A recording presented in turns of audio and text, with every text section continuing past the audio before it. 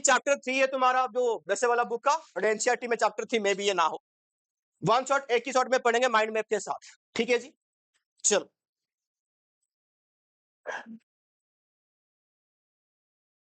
Heading डाल दो LPG 1991 LPG, क्या लिखा 1991। अब यहां पे देखना ये एलपीजी हम पढ़े क्यों, जिस सोच के साथ हम कुल मिला के हमारा देश आजाद कब हुआ, इंडिपेंडेंट कब हुआ, 1947 50 मान लो उसको, 50 के बाद 1990 तक हमने पॉलिसी बनाई थी, गोल बनाई थी कि 5 ईयर प्लान बनाए थे कि ऐसे ऐसे हमारा देश चलेगा, जिस हिसाब से चलना चाहिए था वैसे चलाना, आज भी नहीं चल रहा। हमारा उस टाइम पे 1990 में बिल्कुल इकोनॉमी खत्म सी हो गई थी। ऐसे इकोनॉमी खत्म क्यों हो गया, इसके पीछे जो पॉलिसी इन्होंने लगाया सबसे बड़ा गंदा पॉलिसी था क्लोज इकोनॉमी। क्या था, यानी हम बाहर से इंपोर्ट नहीं करेंगे, हमारे पास जो भी रिसोर्सेस है उसी को यूज करके अपना काम करेंगे। तो टेक्नोलॉजिकली हम लोग क्या होते गए, डाउनग्रेड होते गए। यानी तुम सबको पता है बहुत साल तक जिस टाइम पे चाइना यूएसए वहां पे स्मार्टफोन यूज कर रहे थे, हम कीपैड में जी रहे थे।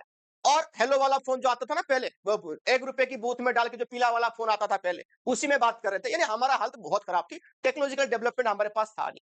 जैसे हमने ओपन इकोनॉमी किया, ये जो पॉलिसी आई उसके बाद जाके हमें टेक्नोलॉजी के बारे में पता चला, चाइना यूएसए बहुत सारी टेक्नोलॉजी हमने सीखा, हमारे लोग बाहर काम करते गए, यानी आंखें थोड़ा सा हमारा खुल गई, थोड़ा बहुत हमारा हाल सुधरी।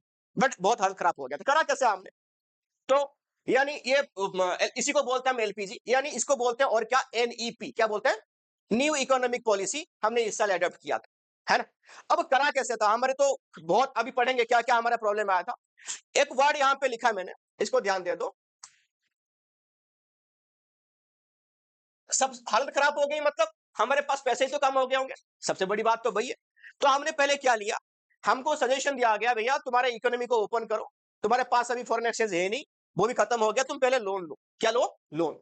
लोन हमने कहां से लिया, आईएमएफ से लिया था। आईएमएफ क्या है, आईएमएफ और वर्ल्ड बैंक है ना, ये आईएमएफ और यहां पे मैं लिखता हूं वर्ल्ड बैंक, ये दोनों सिस्टर इंस्टीट्यूट है, ये दोनों साथ साथ में बने थे। मेन उनका हेड कौन है, ये कि इसी के अंडर दोनों आते हैं। आईएमएफ से हम शॉर्ट में बता रहा हूं, हम शॉर्ट टर्म लोन लेते हैं, और वर्ल्ड बैंक से क्या लेते हैं, लॉन्ग टर्म लोन लेते हैं। कौन ले सकता है, नॉर्मल कोई नहीं ले सकता, जो कंट्रीज की मेंबर्स होंगे, 193 कंट्री मेंबर है, तो वो इसकी ले सकते हैं लोन। तो ये क्या, इसकी full national bank, international bank for reconstruction and development, लिख लिया, international bank for reconstruction and development, उसी का दो इंस्टीट्यूट है, उसी में से आईएमएफ सामने कितना लोन लिया था, $7 बिलियन। हो गया जी। या इसके कैसे हमने गोल्ड फोल्ड जो भी रिजर्व रखे, या ऐसे वो कहानी यहाँ पे नहीं बोलेंगे, जरूरत नहीं है। तो ये हमने लिया था लोन, ठीक है जी। कहानी शुरू हो गई यहां से, हमने लोन लिया अपनी इकोनॉमी को खोलने के लिए। क्या है देखो, कॉजेस ऑफ एलपीजी, हमारी इकोनॉमी क्या खराब हो गई थी, क्या कितना खराब हुआ था, क्या क्या खराब हुआ, वो हम देखेंगे एलपीजी में। हेडिंग डाल दो causes of LPG, poor performance of public sector. हमने उस टाइम पे पब्लिक को डिवाइड किया था कौन सी सेक्टर में, जो schedule A B and C, 17 industry 12 industry और बाकी सब प्राइवेट में डाला था हमने, वो कहानी याद होगा तुम्हें। तो ये जो पुअर परफॉर्मेंस था इनका, यानी जितना हमने सोचे थे कि इतना रेवेन्यू कमा के देंगे, उतना एक्चुअली में रेवेन्यू इन्होंने दिया नहीं। सब यहाँ पे मोनोपोली आ गई, एक बार गवर्नमेंट संस्था में कोई भर्ती हो गया, अपनी बाप का माल समझ के वो काम करने लग गया। आज भी डेट उनकी सेम है, 9 बजे बोलते हैं तो 10-11 बजे ऑफिस जाते हैं ये लोग, 4 बजे 5 बजे इनका छुट्टी होता है, ना कोई ओवर ड्यूटी ना कुछ नहीं, इनका प्रेशर प्रेशर नहीं। खाली पुलिस और आर्मी वाले काम करते हैं, बस एक्स्ट्रा ड्यूटी है वगैरह, बाकी सारे गवर्नमेंट संस्था ऐसे ही है, कोई प्रेशर नहीं उनके ऊपर। उनको पता लग गया एक बार एग्जाम दे के भर्ती हो जाओ, निकालने तो कोई मतलब कोई एकदम रॉस्ट काम नहीं करोगे तो कोई निकालेगा नहीं। तो बहुत करप्शन इनमें फैल गया, अभी भी है। Deficit in BOP, BOP deficit क्यों होता है, हमारा इंपोर्ट ज्यादा हो गया देन एक्सपोर्ट। इंपोर्ट ज्यादा होने से हमारा क्या हो गया, आउटफ्लो बढ़ गई, क्या बढ़ गई, देन इनफ्लो। साइड साइड में लिखते जाना, आउटफ्लो हमारा, हमने फॉरेन करेंसी में पेमेंट करता रहा हमने, और इनफ्लो हमारा एक्सपोर्ट इतना हुआ नहीं, तो ये हमारा बीओपी की क्या होगी, डेफिसिट होगी, याद रखना, है ना। चलो आगे, इन्फ्लेशनरी प्रेशर, हमारे ऊपर इन्फ्लेशन और बढ़ता गया, यानी विदाउट जीडीपी ग्रोथ, जब तक सेल्स नहीं होगा, जब तक एक्सपोर्ट नहीं होगा, तब तक कहां से बढ़ती है हमारी जीडीपी ग्रोथ। तो इन्फ्लेशनरी प्रेशर क्या, हमने आरबीआई ने कोशिश करी होगी कि बिना जीडीपी ग्रोथ के न्यू करेंसी छाप दो, जिसको बोलते हैं डेफिसिट फाइनेंसिंग। और बिना जीडीपी ग्रोथ के न्यू करेंसी छापने पे इन्फ्लेशन तो होना ही होना है। आगे, fall in foreign exchange reserve, जो हमारे पास फॉरेन एक्सचेंज की भंडार था, वो इंपोर्ट करते करते करते करते पेमेंट करते करते सब खत्म हो गई। इवन ये भी हालत आ गया, हमारे पास 2 हफ्ते तक अपना जो इंटरेस्ट चुकाने के लिए पैसा भी नहीं था। लोन लिया होगा तो उसके ऊपर इंटरेस्ट देने के लिए भी पैसा था नहीं हमारे पास। खराब हो गई। Huge burden of debt, loan की भार हमारे ऊपर बढ़ती गई। इनएफिशिएंट मैनेजमेंट, किसका? गवर्नमेंट का एंड पीएसयूज का। जितना रेवेन्यू कलेक्शन होना था उतना रेवेन्यू कलेक्शन हो ही नहीं पा रहा।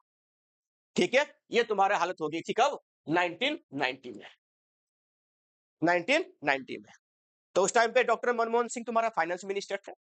तो उनकी सुझाव बाकी और के पूछ के उन्होंने बोला कि नहीं करना पड़ेगा एलपीजी, नहीं तो ऐसे इकोनॉमी में हमारा काम नहीं चल पाएगा, देश डूबने जा रहा है।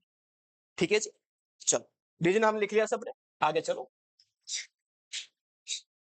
करा क्या हमने? देख, ये 4-5 बार टिक मार दो कि एलपीजी में हमने करा क्या एक्चुअली। तो देखो क्या क्या मेजर्स हमने लिया। लिखो एक स्टेबलाइजेशन मेजर और एक स्ट्रक्चरल मेजर। पहले ये वाला, यानी इकोनॉमी दौड़ भाग कर रही है, भागते हुए इंसान को तुम ठीक नहीं कर सकते। भागते भागते बीमार हो गया, क्या करोगे? रुक जा भाई, बैठ जा, पानी फानी पी ले आराम से, क्या करना है क्या नहीं। तो यहां पे बोला कि पहले ये वाला मेजर ले लो, बाद में डेवलपमेंट करेंगे। क्या? Maintain sufficient foreign exchange. जो हमने लोन लिया ना, किस लिए लोन लिया हमने? बोला पहले अपने पास रिजर्व खत्म है, पहले इसको भरो, पैसा लाओ पहले। कंट्रोल क्या करा? इन्फ्लेशन। बोला पैसा फालतू में सप्लाई बंद कर दो, जो भी डिमांड करा सप्लाई मत करो, रेपो रेट ये रेट सब बढ़ा दो, ताकि लोग पैसा लेके खर्चा ना कर पाए, मनी सप्लाई कम कर दो। कंट्रोल क्या कर दिया? इन्फ्लेशन। ये दोनों करने के बाद इकोनॉमी थोड़ा सा स्टेबल होने आ गई। फिर हमने क्या किया? स्ट्रक्चरल मेजर लिया। पहले क्या करा? बोला अभी इकोनॉमी की एफिशिएंसी इंप्रूव करेंगे, एक्सपोर्ट के बारे में सोचेंगे, न्यू टेक्नोलॉजी लेके आएंगे, एफडीआई करेंगे, एफआई करेंगे, जो भी करेंगे अंदर पढ़ने वाले हम सब। उसके बाद यहाँ पे क्या लेके आएंगे हम? कंपिटिटिवनेस। क्या होता है इसका मतलब? देश में, मैंने बोला इकोनॉमी बढ़ने का एक ही रीजन क्या है? अगर तुम्हारा देश की एक्सपोर्ट बढ़ेगी, production of goods and services बढ़ेगा तो, है ना? तो ये कंपिटिटिवनेस लेके नहीं आएंगे। फॉर एग्जांपल तुम कुछ भी बेचो अपनी कंट्री में, तुम्हारा कंट्री अगर तुम पॉलिसी लगा दोगे तो कौन सी पर जो मिडिल क्लास है, मिडिल क्लास भी नहीं लेंगे, जो लोग क्या नाम है इसका पैसा नहीं है, बाहर इंपोर्ट नहीं कर सकते, वही लोग ये सामान को यूज करेंगे। बाकी जिसके पास पैसा है वो इंपोर्ट कर लेगा, उसको चाहिए भाई, जैसे हुआ था पहले भी।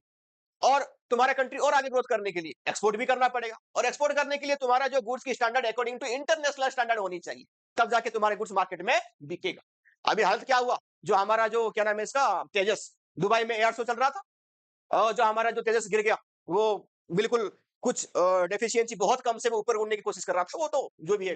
तो उसे क्या हुआ? एक नेगेटिव आया कि ना इनकी जो फाइटर जेट है इतना कारगर नहीं है। तुम्हारा चाहे पायलट की गलती हो, मौसम की गलती हो, किसी का भी गलती हो, है ना? प्रॉब्लम तो है। अब तुम्हारा मार्क्स खराब आ गया बोर्ड में, किसकी गलती मानी जाएगी? बिल्कुल। लोग क्या करेंगे? तुम्हारे बुखार हुआ था कि कोई और प्रॉब्लम हुआ था कि कोई नहीं सुनने वाला, दिखा क्या? पेपर में मार्क्स नहीं है तो नहीं। बात समझ में आ गया? चलो आगे देखो। तो ये कंपिटिटिवनेस को हमको बढ़ानी है। ये हमने तो कितने मेजर लिया हमने? 2 टाइप की, स्टेबलाइजेशन और स्ट्रक्चरल। ये 2 पॉइंट याद रखना इसमें क्या लिया। अब इसमें एक्चुअली हुआ क्या? सबसे पहले हमने क्या करा, इसी को हम क्या बोल देते हैं? LPG. Liberalisation, privatisation and globalisation. Liberalisation का मतलब क्या होता है एक्चुअली, अगर बिल्कुल देसी लैंग्वेज में बोलूं, खुली छूट। क्या होती है? Liberty, liberalisation.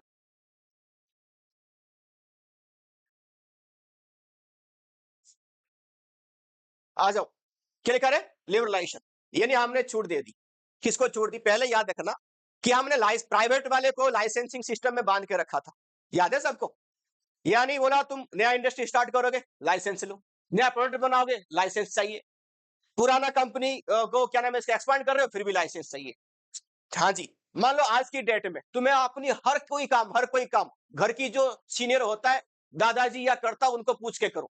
तुम बड़े बड़े हो गए, कर सकते हो क्या पूछ के? काय का घर है, फ्रीडम नहीं है यार, है ना? दादाजी को पूछ रहे हो, ये जीन्स खरीदूं, ये पैंट खरीदूं, यहाँ जाऊं, वहां घूम के आऊं, परमिशन मिलेगा तो जाऊंगा। तुम अपनी क्रिएटिविटी दिखा पाओगे क्या? हर चीज करने के लिए तो इन्हें ही बताएंगे, तो बता दो क्या करनी है, हम तो खाली बैठ। बात समझ में आया? और इसमें मोनोपोली भी क्रिएट होती थी। कैसे? जो कंपनी, बड़ी कंपनी ऑलरेडी जिसके पास लाइसेंस है, वो सब चीज के ऊपर कंट्रोल करके बैठता था, है ना? बाकी जो न्यू कंपनी है उनको तो कुछ मिलेगा नहीं चांसेस।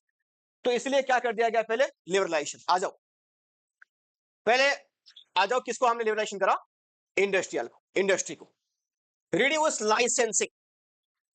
क्या क्या? नहीं, लिबरलाइजेशन हर किसी सेक्टर में है, तुम सेक्टर देख लो पहले। हाँ वही देख, यहाँ पे देख, industry, finance, tax, foreign exchange reform, trade and investment policy, ये 5 को हमने रिफॉर्म करा। हो गया जी, मैं क्या करके दिखाऊंगा फिर। हो गया 5 सेक्टर में डिवाइड। चलो देखो, पहले आ गया हमारा इंडस्ट्री, इंडस्ट्रियल सेक्टर।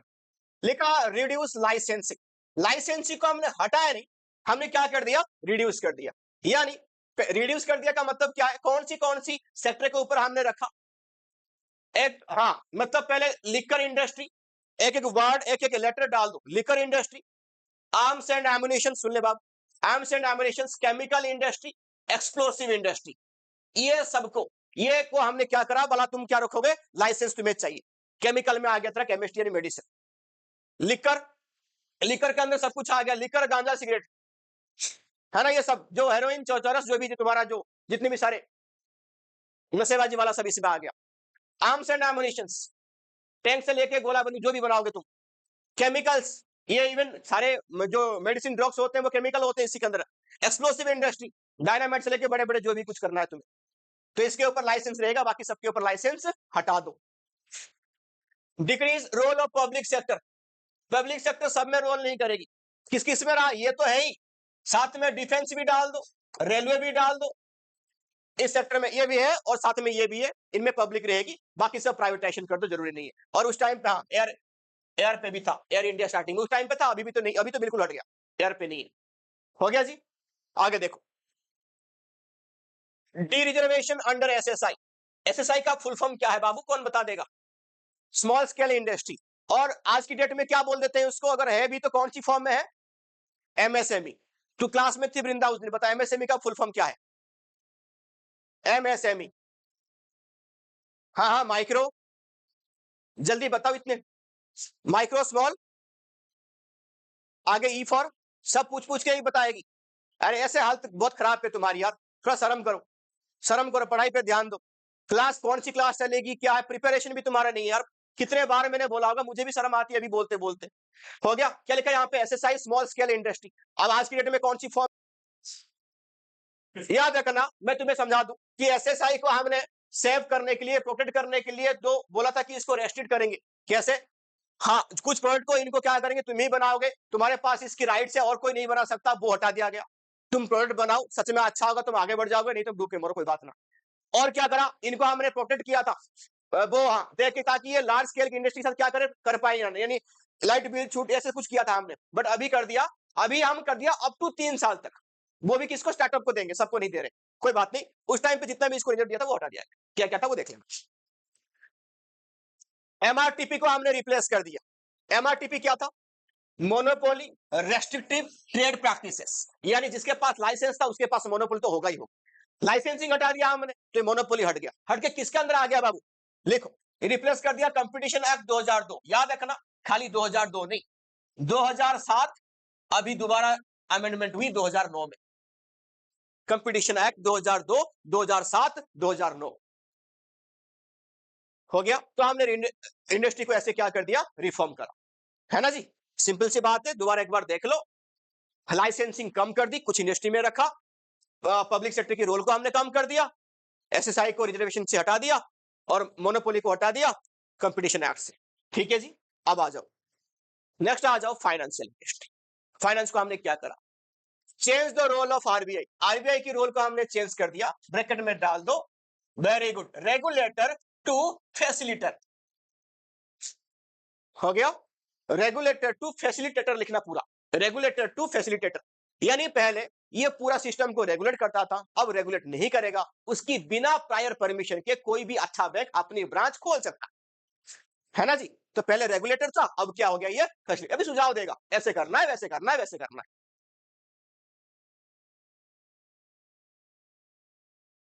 हो गया, हो गया, हिमांशु तो लाइव है, तो कमेंट कर, आवाज आ रही कि नहीं आ रहा,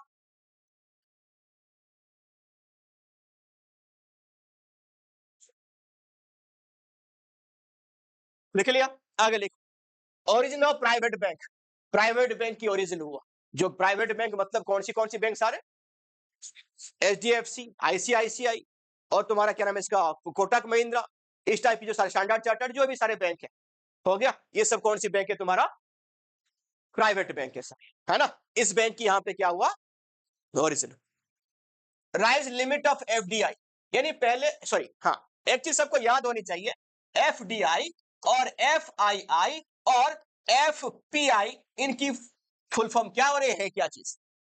एफडीआई क्या है, फॉरेन डायरेक्ट इन्वेस्टमेंट, बिल्कुल फॉरेन से कोई कंपनी उठ के यहां पे इंडिया में आके जहां फिजिकल जगह लेके अपनी बिल्डिंग मशीन प्रोडक्शन भी यहीं से करेगा और यहीं से मार्केट एक्सपोर्ट करेगा। एक चीज तुमने देखा, इंडिया की कोई सा भी जो बड़े बड़े आदमी बन के रखे, जो रिच पर्सन है, किसी का खुद का कोई इन्वेंट है। जैसे तुम बड़े बड़े रिच पर्सन को मानो, सबसे बड़ा कौन है अपनी एलन भाई, उनकी खुद की क्या रिसर्च है, स्पेसएक्स है खुद का रिसर्च, टेस्ला है खुद का रिसर्च, खुद ने कुछ प्रोडक्ट बना के उन्होंने मार्केट में बेचा। अब तुम्हारा फेसबुक वाले भाई, अमेजन वाले भाई, ये सब की सब क्या है, ये खुद की रिसर्च से डेवलपमेंट करके खुद अपनी। इंडिया में जो सारे जो बिजनेसमैन है, ये कैसे बिजनेस है इनका, खुद से कुछ इन्वेंट हुआ इनसे, ये खाली उसी सेम बिजनेस को कॉपी पेस्ट कर के बेच रहे हैं और दुनिया भर के अपनी एक्सपांड कर रहे हैं। बात समझ में आया। तो इसलिए हमारे पास कोई टेक्निक पहले थी नहीं, तो उनको हम बुला रहे हैं भाई यहाँ पे। ये तुम जो आज की डेट में जो भी फोन बनाते हो, वो भी सारे पकड़ते हो, सब किसकी टेक्नोलॉजी है भैया। एप्पल की ले लो तो वो पता है किसकी टेक्नोलॉजी है, सैमसंग की ले लो, वही चलते हैं इंडिया में ज्यादा, तो वो पता है किसकी टेक्नोलॉजी है। इंडिया की कौन सी टेक्नोलॉजी, कुछ भी नहीं है।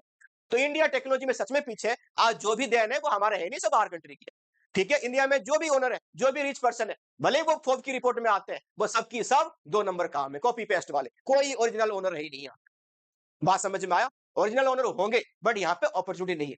बड़े बड़े अपनी सीओ जो भी है, सुंदर पिचाई वगैरह, ये सब कहाँ चले जाते हैं बता, यहाँ पे सैलरी नहीं है, वहां पे अपॉर्चुनिटी है। बात समझ में आ गया। तो ये सारी चीजें आगे देखो। तो हमने एफडीआई का मतलब समझ में आ गया, वहां की कंपनी यहाँ आएगा, प्रोडक्शन करेगा, यहां से एक्सपोर्ट करेगा।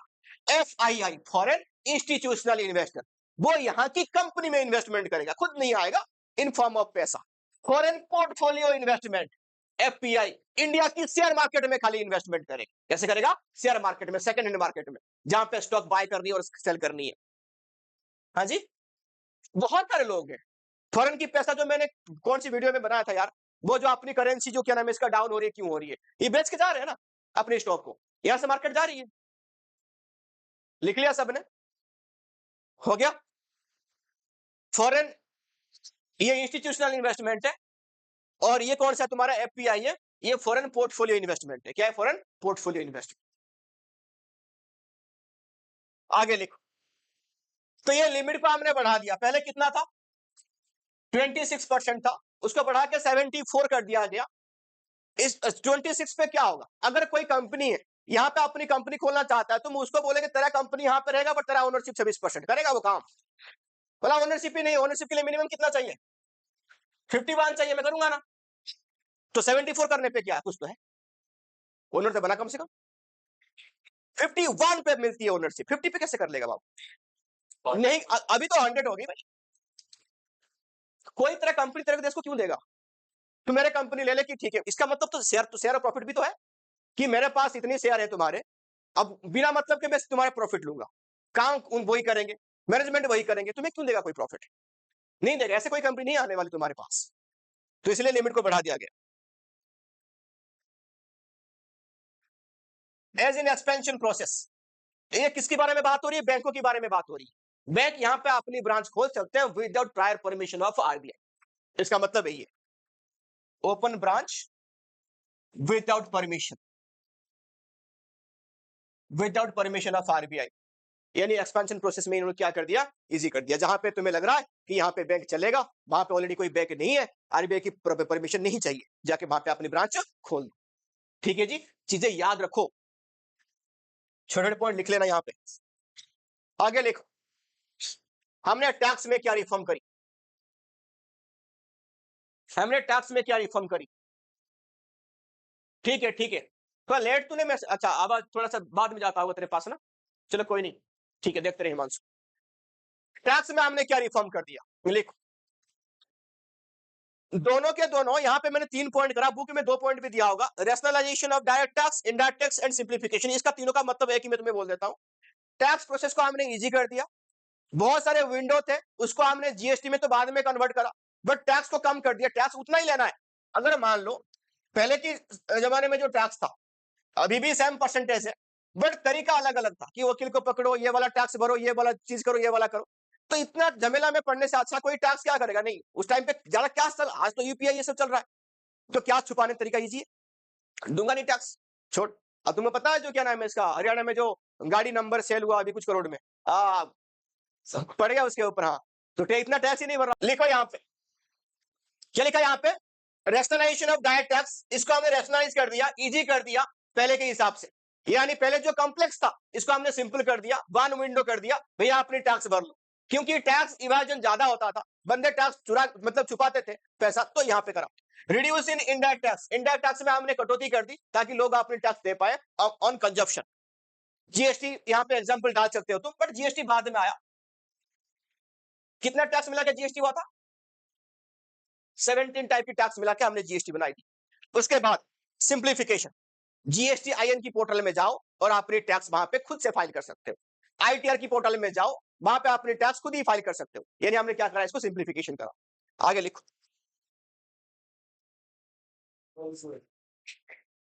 लिखो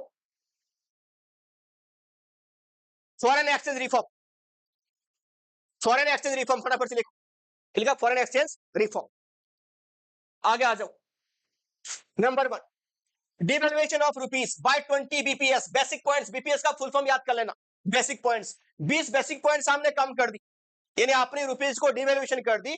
चलो, डिवैल्यूएशन करने पे क्या होता है ये बता दो। अगर हमारा वैल्यू हमने खुद कम कर दी, रुपीस का वैल्यू, तो होना क्या चाहिए कायदे से, एक्सपोर्ट बढ़ जाएगी और हमारे पास फॉरेन करेंसियां आएंगे। ये हमारा मेन मोटिव था कि हमारे गुड्स भले क्वालिटी नहीं है बट सस्ता तो मिलेगा तुम लोग को। इंडियन गुड्स हमेशा रिकॉर्ड है सस्ता है। अब इंडियन की जो क्या नाम है इसका, इसरो पीएसएलवी जो रॉकेट लॉन्च करती है, दुनिया में सबसे सस्ता रॉकेट लॉन्च हम कर देते हैं, है ना। जो मंगल में हमने भेजा था याद है, हाँ, वो सबसे सस्ता है दुनिया में। हम ऐसे, हमारे पास बहुत दिमाग है, जुगाड़ है, कैपेसिटी है, बट मौका नहीं है, अपॉर्चुनिटी नहीं है, क्योंकि सरकार चोर है यहाँ पे। हाँ, नहीं, नॉट नहीं, बाकी जो सुप्रीम है उसी के बारे में बात नहीं कर रहे। उन्हीं के अंडर जो है सारे, जो बहुत सारे नेता है वो अपनी जेबें भरने में लगे हुए।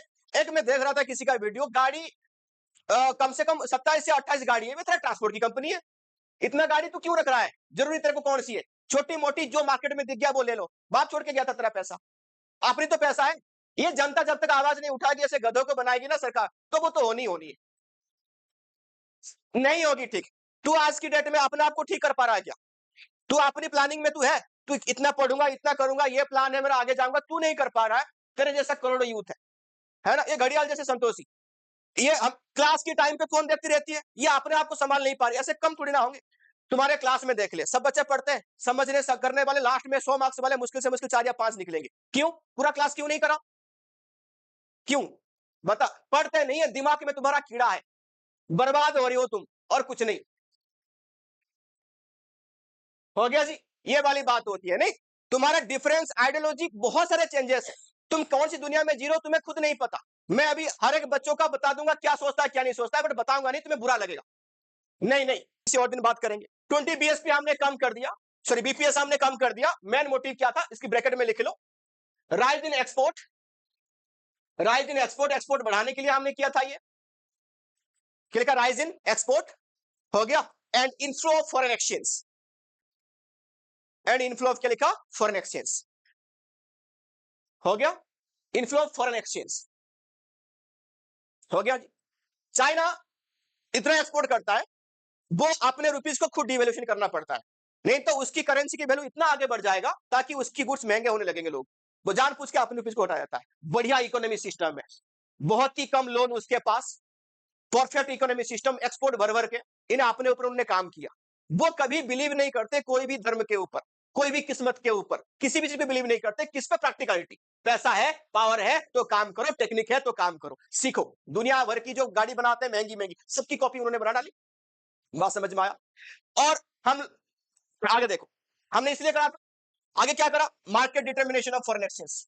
हमने क्या करा, एक बार डिवेल्यूशन कर दी, फिर बोले अभी मार्केट के ऊपर छोड़ दो, जो अगर हमारा सच में एक्सपोर्ट बढ़ जाएगा तो पैसे की वैल्यू बढ़ जाएगी, नहीं तो कम हो जाएगी। आज तक हुआ ऐसे, बढ़ बढ़ के 100 रुपए पहुंचने वाला है, 90 तो उस दिन पहुंच ही गया था, हाँ 90 पार हो गया। तो हमारे जो करेंसी की वैल्यू और कमजोर होती जा रही है, क्योंकि हम अभी भी इंपोर्ट ज्यादा करते हैं, एक्सपोर्ट बहुत ही कम करते हैं। हमारे गुड्स इंटरनेशनल मार्केट में एक्सपोर्ट करने के लायक है ही नहीं। बात समझ में आया? आगे एक्सचेंज रेट,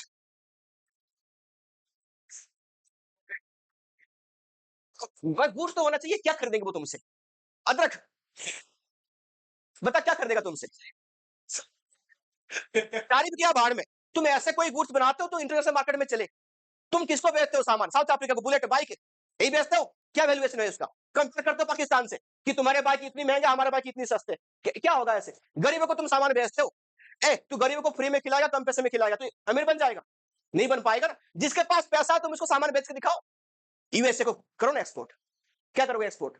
दाल, लंबी लंबी चावल, है ना, स्पाइसेस। नहीं होगा।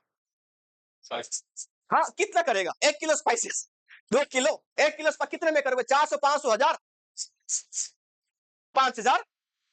सुन ले भाई, तुम्हारी औकात नहीं एक ट्रैक्टर खरीदने की। 1900 करोड़ ले ले, 5 किलो बेच देना उसको गेहूं। कंपेयर करके समझो चीजें। ये टेक्निकल बनो, प्रैक्टिकल बनो। नहीं बढ़ सकता जब तक हम गुड्स नहीं बनाएंगे। और इंडियन 54% किस में पार्टिसिपेशन करते हैं रे बाबू? है सर्विस पे। किस पे करते हैं? सर्विस पे। प्रोडक्शन पे इतना नहीं करते। जब प्रोडक्शन नहीं करोगे बेचोगे क्या? लिखो, मार्केट के ऊपर हमने छोड़ दी। चला आगे लिखो। Next, trade and investment policy. Trade and investment policy जल्दी नोट कर। क्या लिखा? Trade and investment policy. Remove quantity और रेस्ट्रिक्शन। हट गया इनकी, सब हैकड़ी टूट गई। करो जितने इंपोर्ट करनी है करो, जितने एक्सपोर्ट करनी है ना। वहां पे टैरिफ कोटा था, उसको हटा दिया गया। देखो, रिमूव करा हमने क्या? बिल्कुल क्वांटिटी रेस्ट्रिक्शन हटा दिया। बट रिमूव एक्सपोर्ट ड्यूटी, यहां से कोई भी चीज एक्सपोर्ट करोगे उसके ऊपर कोई टैक्स नहीं। बट रिड्यूस इंपोर्ट ड्यूटी, इसको रिमूव नहीं करा गया। ध्यान देना, रिमूव अलग है, रिड्यूस अलग है। इंपोर्ट पे हमने रिड्यूस कर दी, बट लग्जरी गुड्स के ऊपर रखा, और जो नॉर्मल नेसेसरी टेक्निक है उनके ऊपर हटा दी, कम कर दिया। रिलैक्सेशन इन import licensing policy.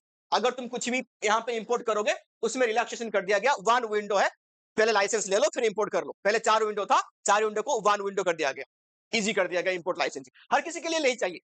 Chemicals, technology, जो एक्सप्लोसिव गुड्स, उसके लिए चाहिए।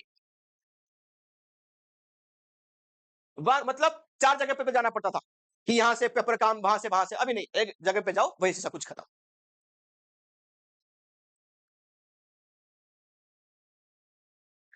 तो हमारा क्या खत्म हो गया? एल खत्म हो गया, लिबरलाइजेशन। अब लिखो प्राइवेटाइजेशन।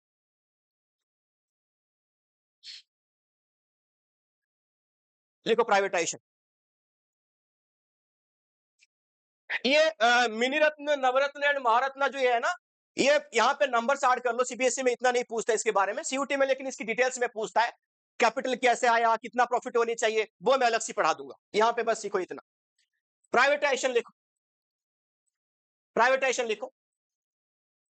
यानी जो पहले गवर्नमेंट के अंडर हुआ करता था वो किसके अंडर होगा? अभी प्राइवेट संस्था के अंदर। Number 1, transfer of ownership, 2 part में डिवाइड कर दो। डिसइन्वेस्टमेंट।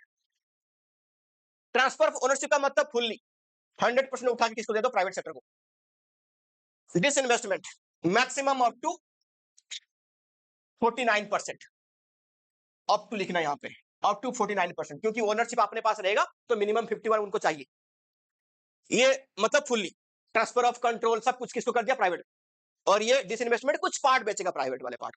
यानी कितना मैक्सिमम कितना हो सकता है? 49%, क्योंकि ओनरशिप चाहिए तो अपने पास कितना रखेगा? वो 51% रखेगा। हो गया।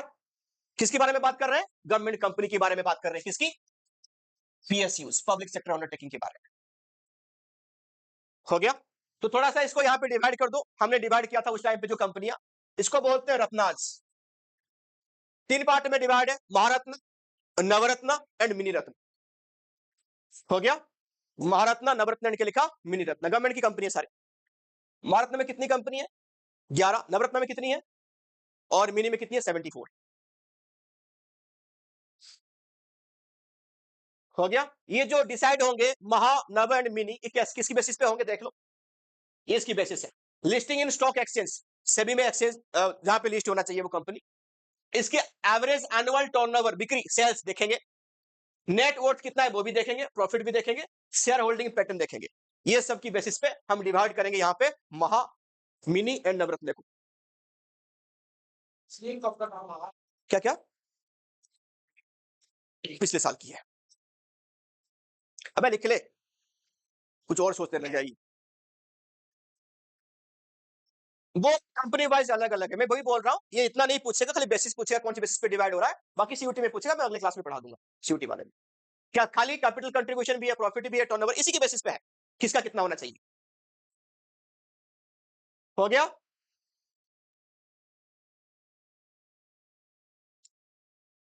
Globalisation, globalisation open economy, bracket में डाल दो इसकी डेफिनेशन थोड़ा सा हल्की सी। Integrate the national economy with international economy, integrate the national economy with international economy, globalisation.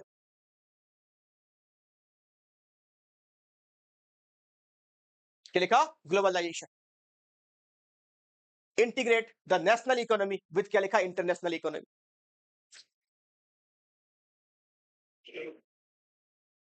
हो गया जी, लिख लिया।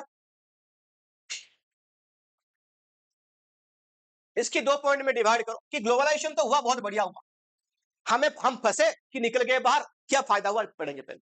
पहले इसकी लिख लो, पॉजिटिविटी या एडवांटेज क्या क्या हुआ। एक्सेस टू ग्लोबल मार्केट, किसके लिए, जो यानी जिसके पास ऑलरेडी ना है प्रोडक्ट मार्केट में बेचने के लिए, एक्सपोर्ट करने के लिए, उसके लिए तो फायदा हो गया, है ना। विपणनी बेचने वाला कंपनी वो एक्सपोर्ट करेगा, है ना। बताओ, अब ऑर्गेनिक हमारा अभी हम जो बेचते हैं ना, मैक्सिमम हमारा जो पैसा आता है, अगर टेक्निक हम बेचने लगे तो पैसा हमारे पास आएगा। हम भाई फार्मर वाला चीज को बेचते हैं, ऑर्गेनिक बना के उसको वही करते हैं, उसमें पैसा नहीं है बाबू, है ना। यानी है पैसा, अगर हर एक फार्मर यहाँ पे जग जाएगा तो। बात समझ में आया। ये पहले ना ये सोशल मीडिया को बैन करके ना बढ़िया बढ़िया चीज यहाँ पे इंट्रोड्यूस करना चाहिए, है ना बाबू। सब बर्बाद हो गया हमारी जिंदगी, पढ़ाई भी सब खत्म कर दी तुम लोगों ने। एक्सेस टू ग्लोबल मार्केट, भाई देख रहे, एक्सेस टू तुम्हारे कॉर्पोरेट वाला भी ऐसे ही तो है, जितने भी यहाँ पे एडवांस वो कौन सी लाइफ वहां पे मेटलाइफ के पास। अब एक चीज तुम्हें समझ में, बोला हमारे पूरा प्रेशर है, 2-2.5 घंटे काम करने के बाद हम जाते हैं नीचे सिगरेट पी के आते हैं। अरे तुम्हें किस बात की, सिगरेट पीने से क्या होता है। अभी मैं तुम्हें, वो बच्चे गए सुबह, तुम्हें पढ़ा के छोड़ा, फिर अभी भी पढ़ा रहा हूँ, खड़ा हो रहा हूँ, चिल्ला भी रहा हूँ, काम भी कर रहे हैं, यहाँ पे कोई बैठा तो नहीं है, ऐसा तो मन नहीं करता नीचे जाके सिगरेट पी लो। ये सब स्टेट ऑफ माइंड होता है और कुछ नहीं होता। नंबर 2, आगे लिखो, एडवांस टेक्नोलॉजी। हमको और क्या मिलेगा, एडवांस टेक्नोलॉजी मिल जाएगी, देखना। यानी मार्केट ग्लोबल ओपन हो गया, वो भी यहाँ पे एफडीआई करेंगे, हमें काम भी मिलेगा और टेक्नोलॉजी हमारी भी बढ़ जाएगी। Better future for large industry, उस टाइम पे जो टाटा बिरला जो भी बड़े बड़े लार्ज कैप इंडस्ट्री थे, उनके लिए क्या फ्यूचर हो जाएगी, बेटर। हर किसी कंट्री में अपनी बिजनेस खोलेंगे, सेल बढ़ाएंगे। बेटर किसके लिए, स्किल्ड पीपल, इसको तो हम बोलते हैं ब्रेन ड्रेन, जहां पे अपॉर्चुनिटी मिला वहां भाग जाओ, बढ़िया पैसा है, काम करो। बात समझ में आया, तुम्हारे नेता को ये पता है, इसलिए उनके सारे बच्चे फॉरेन में सेटल हो गए, वही पढ़ाई कर रहे हैं। अब उनको ये भी पता है, इतने बड़ी पॉपुलेशन में इनको हम संभाल नहीं सकते, पहले अपनी जेब भर लो, इनका तो रहने दो, वो खुद देख लेंगे। बात समझ में आया। और जो थोड़ा बहुत चीजें आवाज उठाने वाले, उनके पैसे देके दबा दो, और आम जनता शादी में नाचते रहे। ट्यूशन छुट्टी किस लिए ना, भैया की शादी है, भैया की बहन की शादी है, भैया की मामा की लड़की की शादी है, 36 शादी तुम्हारे साल में होते हैं, बर्थडे। तुम बहुत मस्त जिंदगी जी रहे हो, सब बेकार है, तुम ही अच्छे हो, देखो। क्या दुनिया क्या भाड़ में, इकोनॉमी क्या होता है हमें नहीं पता, है ना। 50,000 की जॉब दे दो, उसमें हम खुश हैं।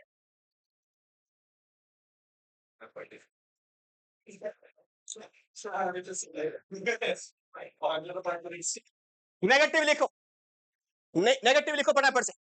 Only developed countries are benefits, किसको बेनिफिट होगा, जो डेवलप्ड है, जिनके पास बेचने के लिए सामान है, वो और बेचेंगे और पैसा कमाएंगे। हो गया। Not good for the people belong to poor countries. तुम्हारे साथ कुछ भी अच्छा नहीं होगा, जो पुअर कंट्री से बिलोंग करते हैं ना, उनको कीड़े मकोड़े माना जाएगा, है ना। हाँ, ये कहां से आया, अच्छा ठीक है, वहां से आया, ठीक है, छोड़ो इसको। जैसे तुम लोग जैसे समझते हो कि पाकिस्तान से आया, बांग्लादेश से आया, श्रीलंका से आया, गरीब कंट्री से, नेपाल से आया, तुम जाते हो किसी डेवलप कंट्री में, तुम्हें भी वैसे सोचते हैं। क्या क्या, नहीं, वो चाइना वाले ना माइंडसेट बिल्कुल चेंज है। आप बिजनेस किस लिए आया, तू बिजनेस करने के लिए आया तो वेलकम, घूमने के लिए आया नागरा फॉल देखेगा। और इसका ये साला वीजा भी नहीं देते घूमने के नाम से तो। अरे ठीक है, आके गंदगी फैलाएंगे, इंडिया ने रहने दो। भूटान ने लगा दिया 1200 रुपए की फाइन पर डे, मतलब इंडियन आएंगे गंदगी मचाएंगे, भूटान जैसे कंट्री बता, छोटी सी कंट्री, औकात नहीं है इसका, प्रति वर्ग कितनी सी है, वो भी बोला इंडियन आके यहाँ पे गंदगी फैलाते हैं, तुम्हारा कहीं का नहीं इज्जत है, बस खाली मोदी जी झंडा फहराता है जाके, तो वही बोलते हैं कि इंडियन की बहुत पावर है, बहुत ये बहुत ये। आगे देखो, MNCs have gained strong position. जो एमएनसी थे, जो एमएनसी थे वो क्या है, उनकी पोजीशन बड़ा अच्छा हो गया, हर किसी कंट्री में ब्रांच खुल गई। इंडिया आज है तो किस लिए तुम्हें लोग प्यार करेंगे, India refers to as a market economy. क्या है, सामान बेचनी, इन गधों को बेच दो, ये लेंगे तुम्हारे सामान, जो बिजनेस कहीं नहीं चलेगा वो कहां चलेगा, हाँ रोड़ा जमानी इनको, है ना। आगे लिखो, आ जाओ, ये फायदा हो गया, इसमें 4-5 बार हाईलाइट करो, ये एग्जाम में पूछेगा, आउटसोर्सिंग। क्या लिखा, आउटसोर्सिंग, ये हाईलाइट करो, इंपोर्टेंट है, क्या लिखा, आउटसोर्सिंग, कर लिया, लिख, hiring business services from external sources from other countries. तुम्हारे इंडिया की कोई भी कंपनी, मान लो अफ्रीका किसी और कंट्री में अपनी बिजनेस सेटअप किया, तो वहां के लोगों को अपने सामान बेचने के लिए वहां के लोग को हायर करेगा, ताकि वो वहां से बेहतर समझाएंगे, तो बेच भी पाएंगे, उनके प्रॉब्लम को सॉल्व भी कर पाएंगे, याद रखना। यानी जो काम तुम बाहर कंट्री में अपनी कंपनी खोलो, जैसे बहुत सारे यूएसए बेस्ट कंपनी इंडिया में रहती है, तुम्हारे जो लोग जाके नाइट शिफ्ट करते हैं, वो तुम एक्चुअली क्या होता है, आउटसोर्सिंग की बेसिस पे।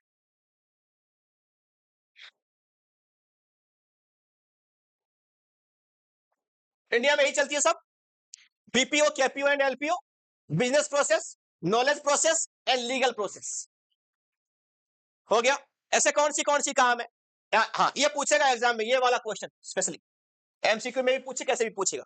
इंडिया फेवरेबल डेस्टिनेशन है, देखो सुनो क्यों, किस लिए, आउटसोर्सिंग के लिए। सुनते, बहुत पॉपुलेशन है कीड़े मकोड़े की तरह, स्किल्ड मैन पावर, हर कोई, हर किसी के घर में ग्रेजुएशन भर भर के मिलेंगे, लगाओ इनको सेल्स पे, बढ़िया सीबीएसई स्कूल में पास आउट है, इंग्लिश बोलेगा, है ना, टेक्निक इनके पास तो है नहीं, यही काम पे लगाओ, स्किल्ड मैन पावर। इंडिया वालों को क्या करना आता है, बातें करना आता है, काम पे लगा दिए, बातें करो, चलो चलो, हेलो।